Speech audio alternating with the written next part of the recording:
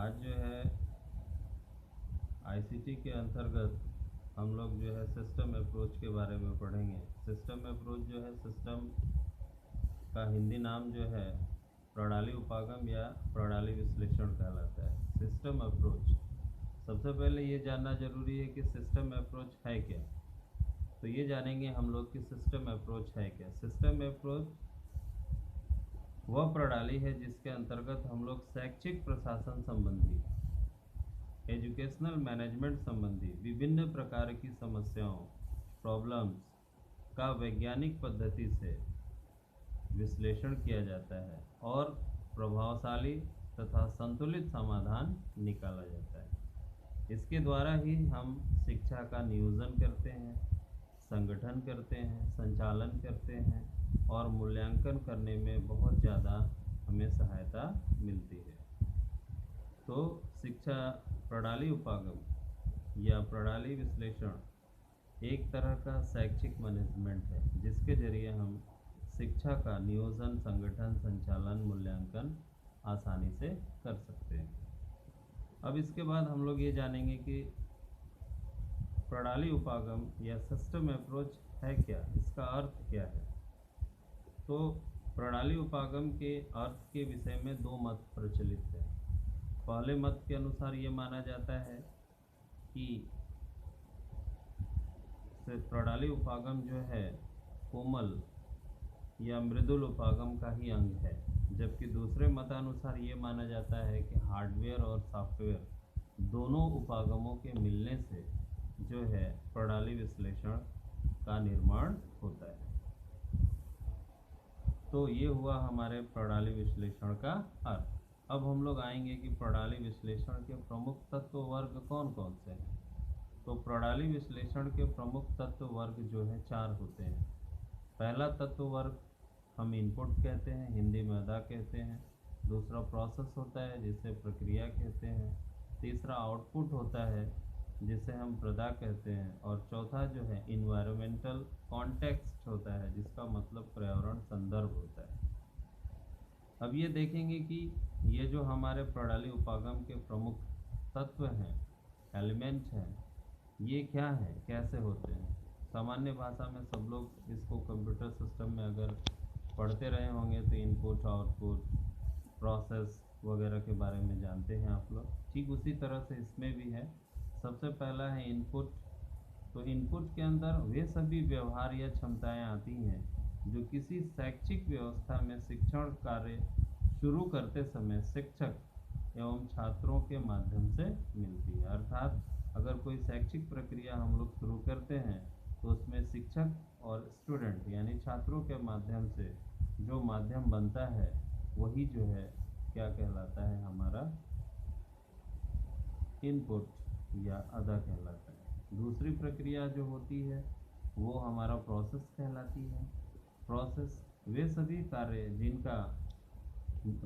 कार्य जिनकी मदद से अदा यानी इनपुट या उपलब्ध व्यवहारों में परिवर्तन किया जाता है उसे हम प्रोसेस कहते हैं। अर्थात वे सभी कार्य जिसके जरिए हम इनपुट या जो उसके उपलब्ध व्यवहार हैं उनमें हम परिवर्तन कर सकें उसे हम क्या कहते हैं, प्रक्रिया या प्रोसेस कहते हैं। अगला जो टॉपिक है, पॉइंट है, वो है आउटपुट।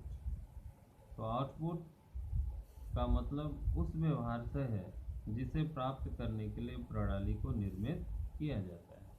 यानी जो सिस्टम हम लोग बनाते हैं वो किस प्रकार के व्यवहार को प्राप्त करने के लिए बनाया गया है, उस व्यवहार को ही हम लोग क्या कहते हैं, प्रदा या आउटपुट कहते हैं। अगला पॉइंट जो है वो है पर्यावरण संदर्भ। पर्यावरण संदर्भ या इन्वायरमेंटल कॉन्टेक्स्ट है। पर्यावरण के उन तत्वों को कहा जाता है, इन्वायरमेंटल कॉन्टेक्स्ट पर्यावरण के उन तत्वों को कहा जाता है जिनसे यह प्रणाली प्रभावित होती है, यानी जिससे ये सिस्टम जो है वो प्रभावित होती है उसे हम कहते हैं। अब हम लोग आते हैं कि प्रणाली उपागम की परिभाषाएं क्या हैं। तो कुछ विद्वानों ने इसके परिभाषाएं भी दिए हैं। जैसे राय के अनुसार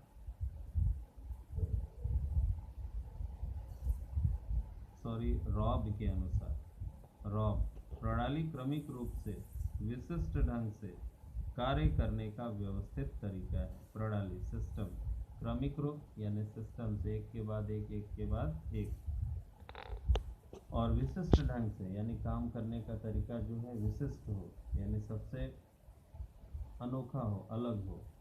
तो इस तरह से कार्य करने की हम एक सिस्टम को क्या कहते हैं, क्या प्रणाली उपागम कहते हैं। डॉक्टर कुलश्रेष्ठ कहते हैं कि यह शिक्षा के उत्पाद तथा प्रक्रिया को प्रबंधित करने, नियंत्रित करने तथा सुधारने की रणनीति है। यह शिक्षा के उत्पाद तथा प्रक्रिया को प्रतिबंधित करने, नियंत्रित करने तथा सुधारने की रणनीति है। इसके बाद जो नेक्स्ट टॉपिक है हम लोग ये आते हैं कि प्रणाली उपागम की विशेषताएं क्या हैं। Characteristics of system approach. System approach की कौन कौन सी खासियत की विशेषताएं हैं। तो प्रणाली उपागम में छात्र तथा समस्या केंद्रित उपागम है, यानी प्रणाली उपागम में जो छात्र और समस्या दोनों ही केंद्रित होते हैं। दूसरा, प्रणाली उपागम शिक्षण तथा प्रशिक्षण को एक सामाजिक तथा तकनीकी प्रक्रिया मानता है। तीसरा, प्रणाली उपागम समस्या के सभी तत्वों के समग्र विश्लेषण पर बल देता है। चौथा जो है वो है प्रणाली उपागम के कुछ अंग अदा, कुछ तत्व प्रक्रिया तथा कुछ तत्व प्रदा के रूप में कार्य करते हैं। उद्देश्य की प्राप्ति ही प्रदा या आउटपुट कहलाती है। पांचवा जो विशेषता है वो है प्रणाली उपागम शिक्षा को एक उत्पादक कार्य के रूप में स्थापित करने का प्रयास करता है। अब हम लोग देखेंगे कि शिक्षा में प्रणाली उपागम का महत्व क्या है। Importance of system approach in education. शिक्षा के क्षेत्र में क्या इम्पोर्टेंस है सिस्टम अप्रोच का। तो सिस्टम अप्रोच का जो सबसे प्रमुख जो उपयोग है या इम्पोर्टेंस है वो इस प्रकार है। पहला, शिक्षा प्रणाली उपागम प्रभावशाली योजना बनाने में सहायक है। दूसरा, प्रणाली उपागम से योजना के उद्देश्यों को परिभाषित करना, योजना की कार्यप्रणाली निश्चित करना, योजना का संचालन व मूल्यांकन करना व्यवहारिक हो जाता है। तीसरा, प्रणाली उपागम शिक्षा के क्षेत्र में नियंत्रण समन्वय की वृद्धि करती है, जिससे शिक्षा प्रणाली प्रभावशालीता की ओर अग्रसर होती है। विद्यालय व्यवस्था को उन्नत बनाई जाती है। अगला टॉपिक है प्रणाली उपागम के माध्यम से अनुदेशन प्रक्रिया को नियंत्रित करके अनुदेशन उद्देश्यों की प्राप्ति की जा सकती है। प्रणाली उपागम संसाधनों के अधिकतम उपयोग की व्यवस्था में सहायक है, अर्थात हमारे पास जितने संसाधन होते हैं उसका सदुपयोग करने में ये प्रणाली सहायक होती है। प्रणाली उपागम के माध्यम से शिक्षक, विद्यार्थी तथा विभिन्न कर्मचारी अपने अपने कार्यों की व्यवस्थित रूप से पूरा कर सकते हैं। यानी प्रणाली उपागम के जरिए चाहे शिक्षक हों, चाहे विद्यार्थी हों या उस संस्था के कर्मचारी हों, सब अपना काम जो है एक सिस्टम के जरिए पूरा कर सकते हैं। अब अगला टॉपिक जो है वो है एडवांटेज ऑफ सिस्टम अप्रोच। प्रणाली उपागम से लाभ। प्रणाली उपागम से एजुकेशन के क्षेत्र में क्या लाभ है। यह उपागम शिक्षा प्रणाली को इस प्रकार से नियोजित व संगठित करती है जिससे शक्ति और साधनों के अपव्यय को रोकते हुए सीमित साधनों की सहायता से शैक्षिक उद्देश्यों की प्राप्ति अधिक से अधिक हो सके। यानी सिस्टम अप्रोच एक ऐसा सिस्टम है जिसके जरिए हम इस प्रकार सिस्टम को नियोजित करते हैं या कलेक्टिव करते हैं जिससे शक्ति और संसाधनों के अपव्यय यानी जो हमारे पास संसाधन है और जो हमारे पास शक्ति के साधन है उसका मिसयूज ना हो, उसको रोकते हुए सीमित साधनों की सहायता से, यानी जो आपके पास साधन है उसी की सहायता से शैक्षिक उद्देश्यों की प्राप्ति ज़्यादा से ज़्यादा की जा सके। ये जो है इसका मुख्य लाभ है सिस्टम अप्रोच का एजुकेशन के क्षेत्र में। इसके बाद जो टॉपिक आता है वो है हमारा कैरेक्टरिस्टिक्स ऑफ सिस्टम अप्रोच, प्रणाली उपागम की विशेषताएं। प्रणाली उपागम जो हम लोग जिसके विषय में पढ़ रहे हैं उसकी क्या विशेषता है? तो पहली विशेषता यह है, इस नई तकनीक ने शैक्षिक प्रशासन और संगठन को काफ़ी हद तक प्रभावित किया है।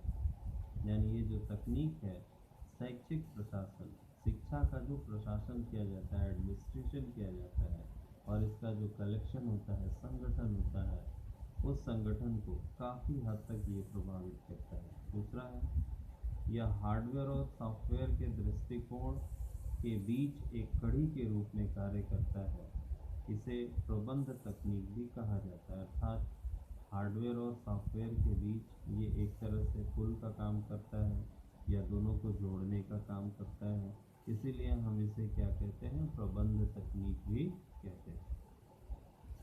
तीसरा, यह अनिवार्य रूप से एक नया प्रबंध दृष्टिकोण है जो व्यवसाय, उद्योग और शिक्षा में प्रबंधन निर्णयों को प्रभावित करता है। यानी एक बहुत ही जरूरी है प्रबंध दृष्टिकोण से यह सिस्टम, जो व्यवसाय के लिए, उद्योगों के लिए और शिक्षा के प्रबंधन के लिए बहुत ही महत्वपूर्ण इसका भूमिका होती है।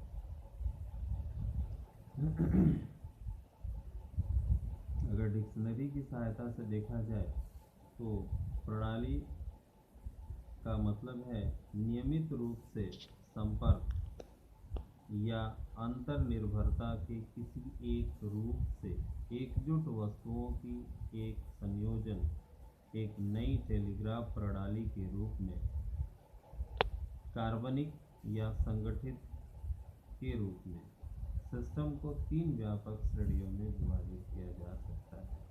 अर्थात डिक्शनरी ये कहता है कि नियमित रूप से संपर्क, यानी नियमित रूप से आपस में संपर्क हो, अंतर्निर्भरता हो, एक दूसरे के ऊपर निर्भर हों, सभी वस्तुएं एकजुट हों और उनका संयोजन किया जाए, सबको एक साथ मिलाया जाए और उस सिस्टम से जो एक नई टेलीग्राफ प्रणाली बनती है वह क्या है, एक तरह से कार्बनिक या संगठित रूप कहलाती है, या हम इसे सिस्टम अप्रोच प्रणाली कहते हैं। उदाहरण के लिए मान लीजिए कि सौर प्रणाली के रूप में प्राकृतिक प्रणालियां हैं, ऐसी व्यवस्थाएं हैं जिन्हें मानव द्वारा टेलीग्राफ प्रणाली के रूप से डिजाइन किया गया। ऐसी व्यवस्थाएं हैं जो प्राकृतिक और मानव निर्मित प्रणालियों के संयोजन से हैं, जैसे हाइड्रो इलेक्ट्रिक प्लांट या आधुनिक डेयरी। यानी देखा जाए तो प्राकृतिक स्रोत, प्राकृतिक वस्तुएं जो हमें निःशुल्क प्राप्त हुई हैं, जैसे पानी है, पानी और मानव दिमाग और साइंस के प्रयोग से जो हाइड्रो इलेक्ट्रिक प्लांट बना या आधुनिक डेयरी बना, ये क्या है, एक तरह से सिस्टम अप्रोच की विशेषताएं ही।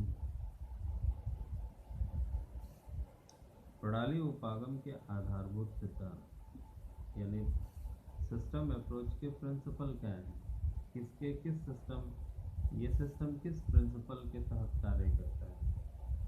तो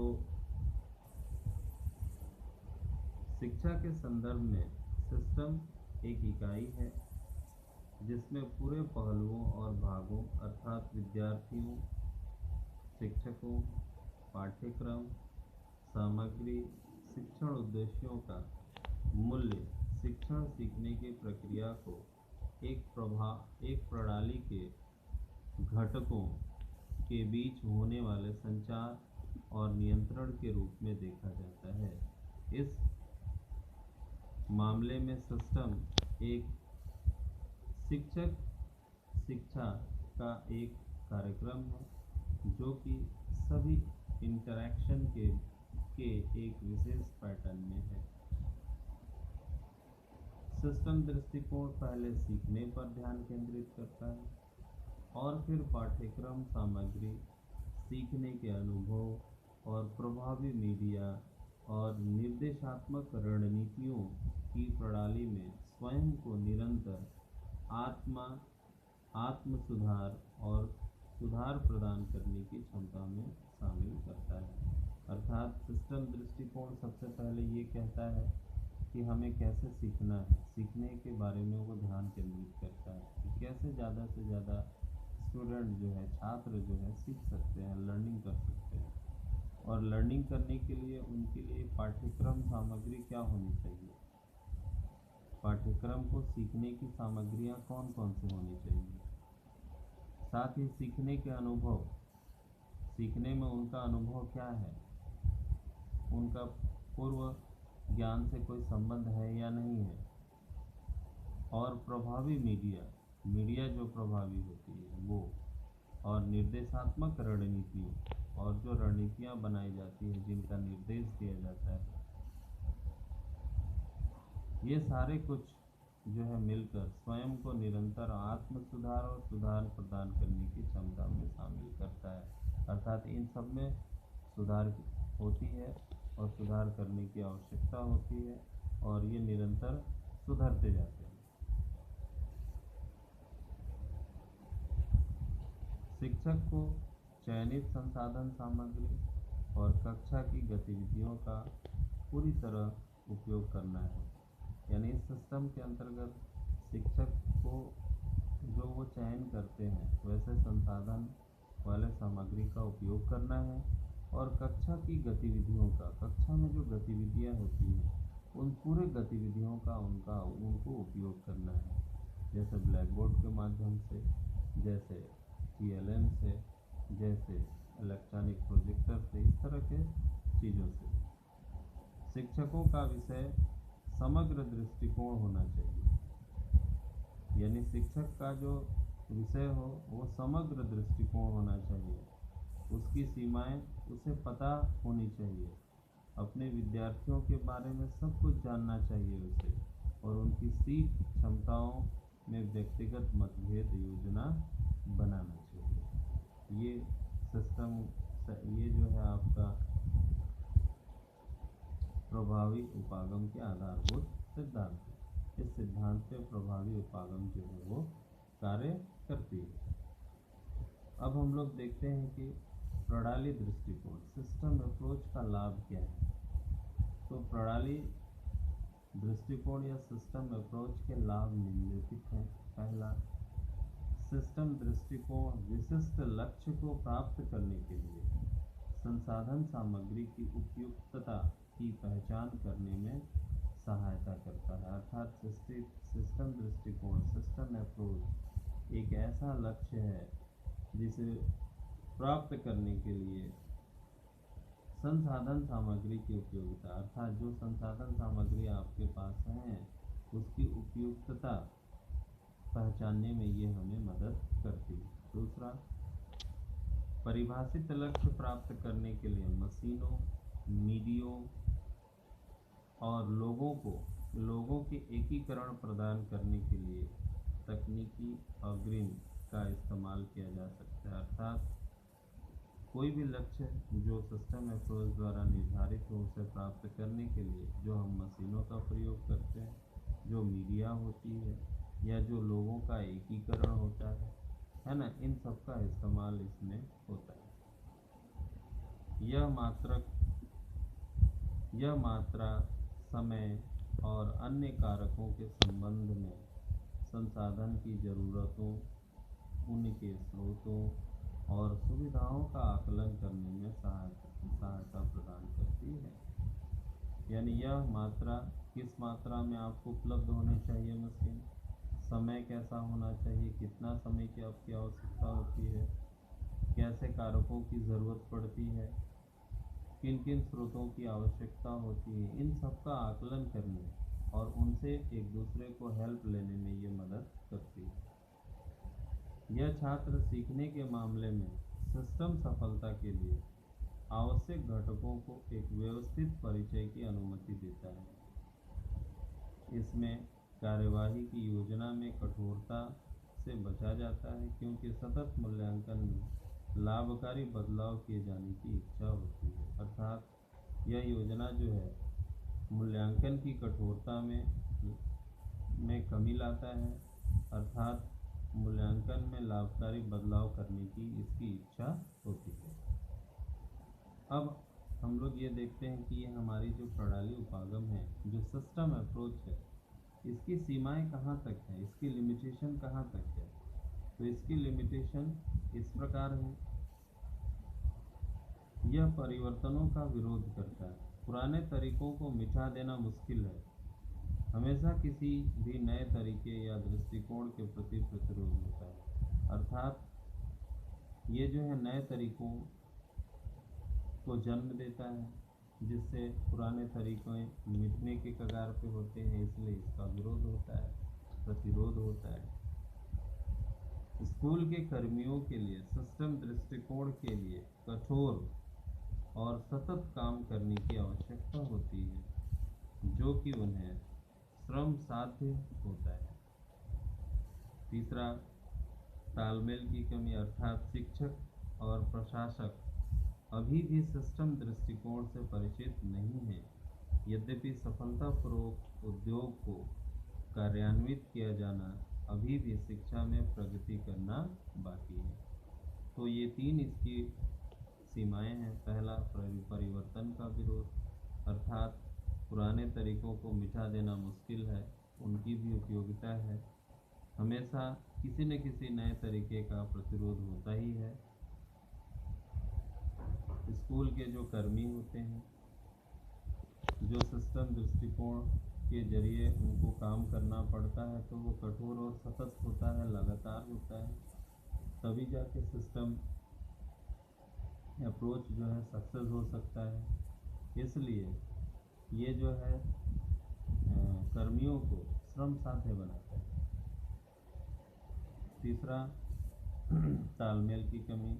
तो जैसा कि आपने देखा, शिक्षक और प्रशासन सभी सिस्टम दृष्टिकोण से या सिस्टम अप्रोच से पूरी तरह से परिचित नहीं है, यानी पूरा ज्ञान उनको नहीं है, पूरी तरह से उनको इनका नॉलेज नहीं है, इसलिए इनका क्रियान्वयन करना अभी भी बाकी है सफलतापूर्वक। तो ये रहा आपका टॉपिक, जो मैंने कहा था सिस्टम अप्रोच। एक छोटी सी टॉपिक थी, चैप्टर नंबर ये 12 था। इसका मैंने आपको ऑनलाइन वीडियो बनाकर एक्सप्लेनेशन कर दिया है। आप लोग इसके ऊपर क्वेश्चन वगैरह